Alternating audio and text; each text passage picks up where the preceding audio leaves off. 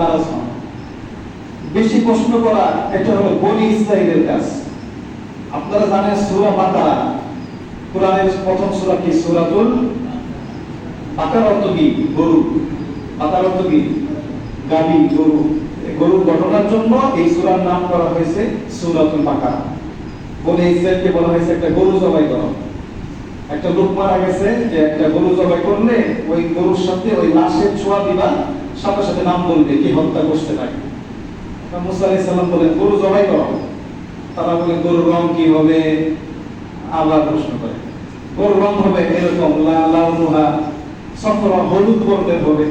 যত কষ্ট করছে অত কঠিন, যত কষ্ট করছে অত কঠিন হয়ে গেছে। এই জন্য অতিরিক্ত সোয়াল, অতিরিক্ত প্রশ্ন, এটা আল্লাহর অসন্তুষ্টির কারণ। 3 নম্বর হলো ইদাআতুল মাল, ধন সম্পদ নষ্ট করা, ধন সম্পদ অপচয় করা। এই ব্যক্তির উপর, যে ব্যক্তি অপচয় করে, এই অপচয়কারীর উপর আল্লাহ পাক অসন্তুষ্ট হন।